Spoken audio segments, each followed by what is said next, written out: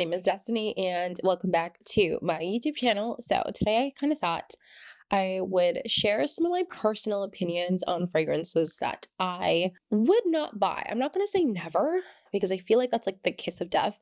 You say never and then ends up happening. So, I'm going to try to say never.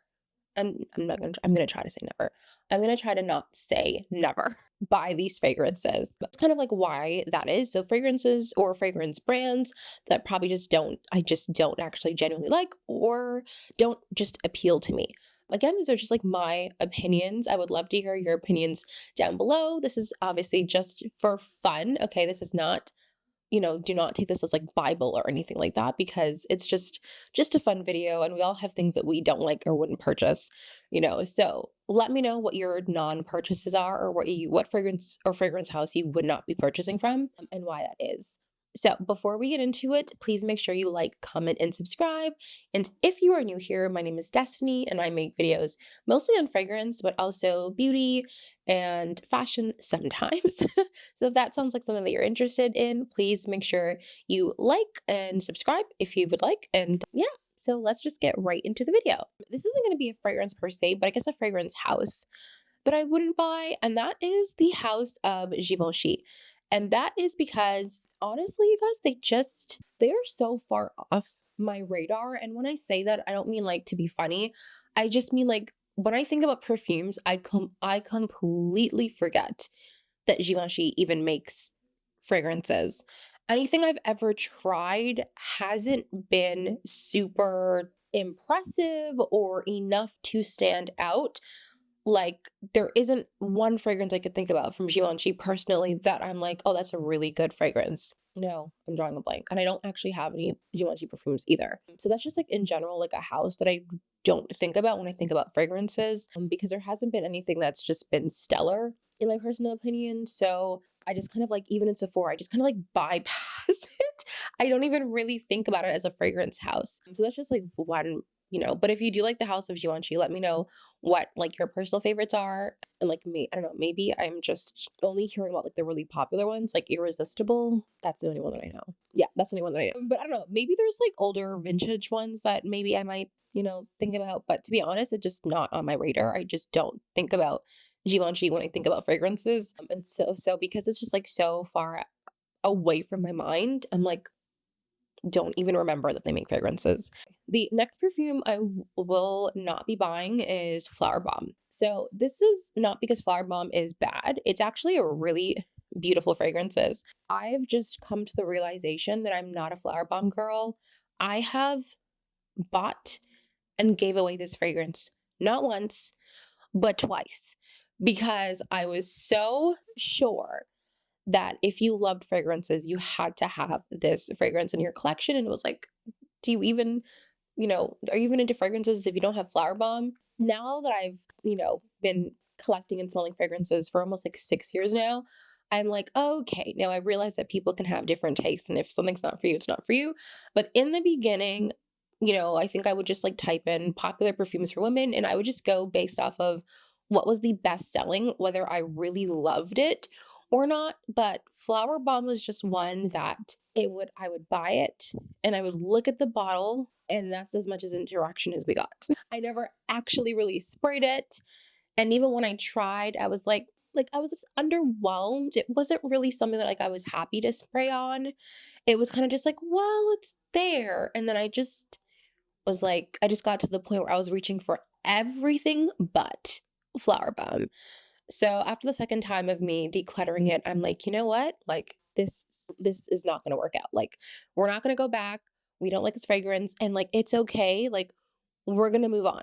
So Flower Bomb is just a perfume that just hasn't worked for me. And it kind of sucks because it's, a really great smelling fragrance. It just doesn't work well on me and I just don't really particularly grab for it when I have had it. And I just have a lot of fragrances that it's just like like almost every month I look through my fragrances. I'm like, when's the last time I even sprayed that?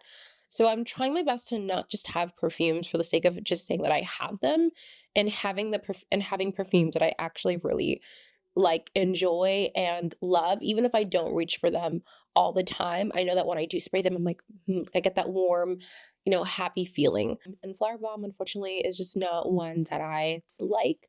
I'm going to try the Flower Bomb Tiger Lily. That sounds pretty interesting, but I just don't know how that would go. But I haven't smelled that one yet, but I know they came out with it, and I physically can't keep up with all these like fragrance releases. So by the time I get to a fragrance, it's been like 3 or 2 months and like we're no longer talking about it. But anyways, yeah, so Flower Bomb is just not one that worked out for me. But I am open to seeing the flankers and like what else they come out with. But yeah, if you like Flower Bomb, please let me know. I unfortunately just didn't work out for me, but I know all you girlies that like Flower Bomb, you guys smell amazing. I'm just not in that group. So another fragrance I won't be buying, or fragrances I won't be buying, is anything from Amouage. I've had 2 blind buy fails, and that's one too many. I'm not doing it. Not doing it anymore. I have bought Dia by Amouage. That is not a bad fragrance, but to me it was quite mature and powdery. My mom loves that fragrance. She loves powdery fragrances, but that I didn't like. I also have one right behind me. The bottle is so pretty. It's like this very bright yellowy color that is called Beach Hut, and it smells exactly like the name. It smells exactly like a beach hut. Do not ask me what I was thinking by a perfume that is called Beach Hut, but here we are. I've also smelled Love Lilac, which is not lilac, it is straight up chocolate. So I don't know. Also, I know that there's a perfume called Guidance. I hear very, very, very mixed perfumes, and I'm not willing to take that chance. So I've just decided that for right now, for the seeable future, me and Amouage are just not compatible at the moment, and that I'm not willing to give it another chance at this point in time in my life. For all of you guys that like love the House of Amouage, I'm like so happy for you. I think I'm in the boat with the other people that are like, no, no. So yeah, maybe in the far, far distant future, I will revisit the House of Amouage. But for right now, for this stage in my life, I am okay with me and Amouage not really, being intertwined. So the next fragrances I won't be buying is the Black Opium line. Now, I know Black Opium is like really, really popular. It's like one of the most popular fragrances, I think.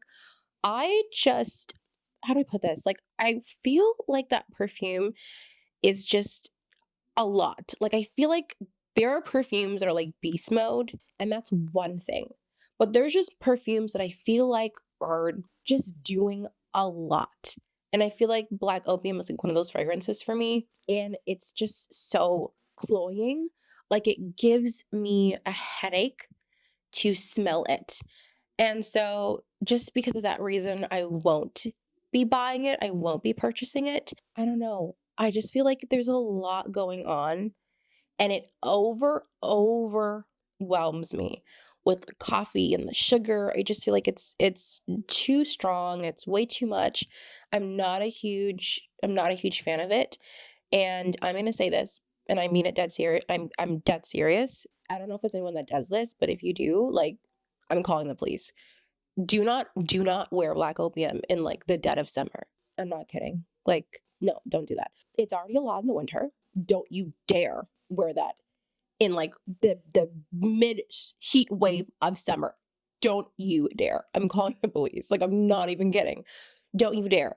Sometimes I see people and they're talking about like summer perfumes, and they are reaching for like heavy hitter perfumes. And yes, you can wear your fragrances whenever or whatever you want to, but there's just something to be said about people that wear beast mode fragrances when it is like ridiculously skin burning hot outside, and I can like outside smell you from 50 million miles away, and not in a good way, because some fragrances that are beast mode in the summertime will just overwhelm anyone, you or even anyone around you.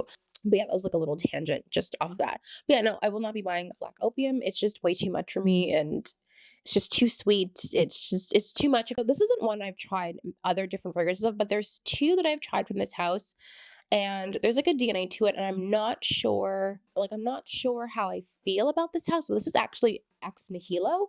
So I've tried, and I have them like right behind me, Lust in Paradise and Fleur Narcotic. And I don't know if it's just me, but they kind of have like super close similarities to be two different fragrances. I know that Fleur Narcotic is really popular and so is Lust in Paradise. I don't even know how to describe it. It's just something very like it kind of they hurt my nose like in a way that's like it almost like tickles my nose to smell them, and I don't know what the note is. I haven't tried other things from this brand, so I can't talk about the whole brand in general, but just those two popular ones. Once I finish out my samples, I won't be buying. Like, I've always wondered, and I was actually gonna buy mine them because I'm like, oh my God, people talk about these fragrances. They're so amazing. Like, they're so good. They're so popular. Like, I'm like, I'm reading the notes. I'm like, it seems like something I would absolutely enjoy. I don't. There's just something in it that's just, it hurts my nose. And there's no other, I can't even describe it any other way besides it hurts my nose, and not that it smells bad. There's just something that like gnaws at me throughout the day when I spray it, and I can't get past that scent. So I'm going to use them up. I don't know when I'm going to use them up, but I'm going to use them up, and I'm just going to move on and try other or buy other samples of the of that fragrance house, different perfumes. But yeah, Lust in Paradise and For Narcotic are just not ones that unfortunately I liked, and it didn't work out for me. But I will say, like, I can appreciate the craftsmanship, and I can completely understand why people would like them. It is definitely a beautiful scent. It's just doesn't work with me or my skin chemistry. It's just there's just something on it that like hurts my nose. I don't know. It hurts my nose. This is a fragrance that I already have, but I will not be repurchasing it, and I will not be buying a full bottle. And that is Tom Ford's Lost Cherry. Now, off the bat, this is an amazing cherry fragrance. Like, some people say it smells like cough syrup. I actually don't get that at all. Like, I get this like deep, boozy, dark cherry from Lost Cherry. But the longevity of that fragrance and the price of that fragrance is mind-boggling. And I've said this before in my videos, like, when it comes to longevity of a fragrance, that does not always deter me from buying a fragrance, but it also depends on what it is. Like, for instance, Jo Malone does not have the best longevity, but they are not classified as eau de toilettes or eau de perfumes. They are just colognes. So I feel like because of that, I'm able to make an informed decision because I understand that colognes are probably like on the lowest totem pole when it comes to longevity, and like it doesn't have as much fragrance oils. And not that everything that's marked eau de parfum lasts a long time. It's very complex and complicated because even if something says it's a eau de toilette or eau de parfum, but it's like a citrus just in general does not last longer. But if it's a woody fragrance, you're definitely most likely gonna get at least a lot more longevity than you would at a fragrance. So it just really just depends, from brand to brand and, scent profile, all that kind of stuff. Fine, I get that. But this is a deep, dark cherry fragrance that has alcohol, like that says there's like some type of liquor in there. So the fact that it just doesn't last very long kind of confuses me. And also, I guess like way back in the day, Tom Ford used to be like that perfume house. And unfortunately, now they're coming out with fragrances that, even though they smell really good, the longevity isn't there. And they can, like, Tom Ford is such a like, especially the Prevost and Tom Ford in general, is such a popular name in the fragrance community and just in fragrance in general, that I feel like there's no reason why they're not taking more time to ensure these fragrances last longer. Well, I get it, because they want you to spray more, and then if you spray more, you run out of your fragrance and you have to buy it more. But this is not like a rinky dinky, like, new fragrance brand. Okay, we're talking about a brand that had a really phenomenal reputation, and we're just like watching it dwindle with all these new fragrance releases. There are some Tom Ford fragrances that I would absolutely buy. Oud Wood, I have a tester of that, like the 10 mil. When that's finishing, I'm definitely buying a 10 mil bottle. Noir de Noir, Chef's Kiss. It's like a chocolatey fragrance. I don't really like chocolate and fragrances, but that one, it's just a 10 out of 10. It's just a 10 out of 10. So those two Tom Ford fragrances. Also, I think like Santal Blush has actually been on my list. I actually wanted also White Suede, but I don't know. I'll have to like smell that one again. But so some of those fragrances I actually do really like, but just Lost Cherry, considering that it smells so good and it's so expensive and it just doesn't last very long. What kind of made sure that I was not going to buy it again was Seven Virtues came out with a fragrance called Cherry Ambition. It is like a fraction of the cost of Tom Ford. Okay, it is nowhere near as expensive as Tom Ford's Lost Cherry. And when I tell you that the Seven Virtues Cherry Ambition smells so decadent and sexy, and like I feel like, to me personally, it like completely knocks Lost Cherry out of the park. Like the price, what you get, the scent, it's just to me it's a 10 out of 10 across the board. It is so freaking good. And just comparing it to Lost Cherry, I'm like, nope. And I'll be quite honest, I have a Dossier dupe of Lost Cherry as well. I actually want to see like how similar is Dossier. I'll do a whole video. I have like 8 Dossier fragrances. So if you want to know like some of the ones I think are probably like the best dupes, let me know, because I tried to get perfumes that I had so I can compare how similar they were to the ones that I had. And I noticed that Lost Cherry by Tom Ford was, when I mean like, I personally don't think that if you sprayed it both on like testers and you gave them to me, I wouldn't be able to tell which one was Tom Ford and which one was Dossier. Not to mention, I like did this whole test. I sprayed the testers, one Dossier, one Tom Ford. I sprayed 2 different pieces of clothing, Tom Ford, Dossier, and I sprayed them on like I did this whole thing to see how well Dossier held up to the original versions. And so that particular one, Lost Cherry, when I did that with like all 3 of my tests, I could still smell it on the like for Dossier, I could smell it on the strip paper. Even like a day after I sprayed it, I could no longer smell the Tom Ford one.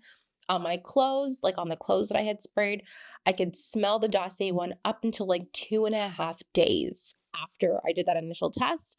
And on my skin, while the Tom Ford had disappeared within 3 hours, the Dossier perfume I could still smell after 10 hours. So it's very hard. So just knowing that, it's hard to even justify buying like Lost Cherry when it runs out. I'm just obviously going to use up the 10 mil that I have, and then I will either just be using up my Dossier version, or I'm going to buy my Seven Virtues, the big bottle, when I run out of the 10 mil. That is just not a perfume that I will be purchasing, or so repurchasing in a big size once that runs out. So those are all the fragrances that I had to share in terms of like what I wouldn't buy. I'm sure there's more. I just can't think of them. Like these are the ones that like off the top of my head I could think about. But let me know, what are some fragrances that you just would not buy or would not repurchase if you already had them and like trying to use them up. I really want to know like what those are. Let me know what you thought about this video and what you thought about some of my opinions. Thank you so much for watching. If you've gotten this far, please make sure you like, comment, and subscribe, and I will see you all in the next video. Bye.